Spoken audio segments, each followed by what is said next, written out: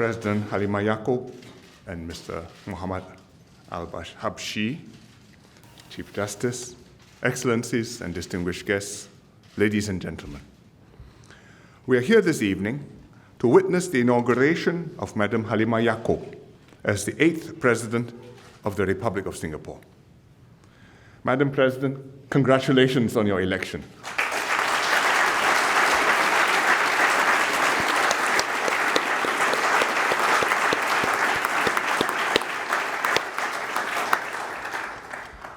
Madam President, your story reflects the Singapore story, how we have come this far together and what we aspire to be as a nation. You have overcome difficult challenges in your life. Your early years were of hardship and deprivation.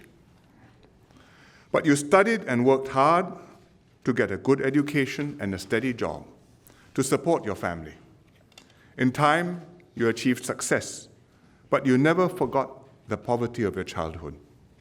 You went out of your way to help those in need and enable many others to succeed, as you yourself have done.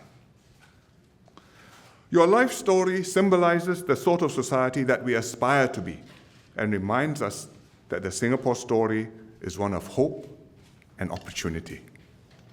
In Singapore, no matter where we begin in life, if we work hard, we will have ample chances to do well. And when we make good, we have a responsibility, in turn, to help others around us. Madam President, you bring to the presidency a heartfelt concern for your fellow citizens, a strong sense of duty, and a sterling record of public service. As a unionist, you championed workers' interests. As a social activist and community leader, you cared for the underprivileged and groups in need of special help. As a member of Parliament, you worked with residents to solve their problems and brought people together to build a community. As a Minister of State, you worked with youth groups to engage their energies and idealism, improved childcare services to support working mothers, and enhanced support for the disabled by setting up the Centre for Enabled Living, which later became SG Enable. As the Speaker of Parliament, you were even-handed and fair to all MPs, encouraging robust debates on national issues while maintaining decorum and order in the House. Your wealth of experience in public service has prepared you for your new duties. The President has important custodial powers over the nation's past reserves and key public service appointments. When exercising these custodial powers, you have to make independent judgments on the issues before you, taking full advantage of the experience and advice of the Council of Presidential Advisors. At the same time, the President has to work closely with the government for the two key mechanisms to function properly. I look forward to establishing such a relationship with you, just as I did with your predecessors. However, there is one significant difference between being president and your previous posts.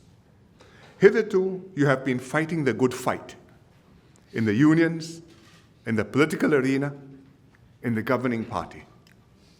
Now, as president, you have to be non-partisan and above the political fray. The highest office in the land, the President, is the symbol of the nation. As the President, you have to be the unifying figure of our nation and represent all Singaporeans. I'm confident that you will adapt to this new role and perform it with distinction.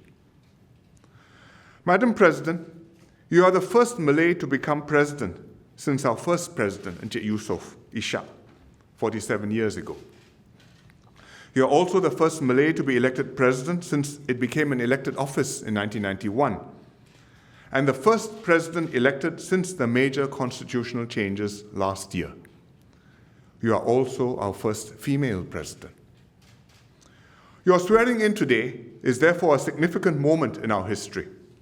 Today, we reaffirm the pledge that Mr. Lee Kuan Yew made on the 9th of August, 1965, in the very first hours of our independence that this would not be a Malay nation, a Chinese nation, nor an Indian nation. Everybody would have his place, equal, regardless of language, culture, religion. When Mr. Lee made this pledge, we had a Malay head of state. President Yusof Ishak symbolized visibly that though we had been forced out of Malaysia, primarily because we were a Chinese majority city, independent Singapore would never in turn suppress its own non-Chinese minorities. We chose the nobler dream, a multiracial, multi-religious Singapore. Madam President, half a century later, you symbolize visibly that Singapore will persevere with this dream. This has become all the more urgent considering the trends in our region and the rest of the world. In an age when ethnic nationalism is rising, extremist terrorism sows distrust and fear, and exclusivist ideologies deepen communal and religious fault lines, here in Singapore, we will resist this tide. Here, the majority will make extra efforts to ensure that minorities enjoy equal rights. That is something special, precious, and fragile. That's why we make sure that Parliament always has representatives from all ethnic groups.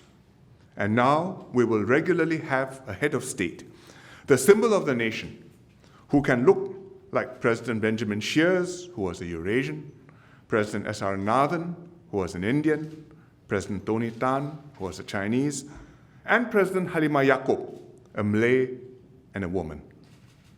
Indeed, that was the compelling reason the government amended the Constitution last year.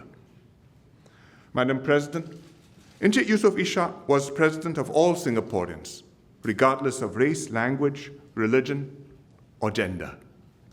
You too will unify all of us.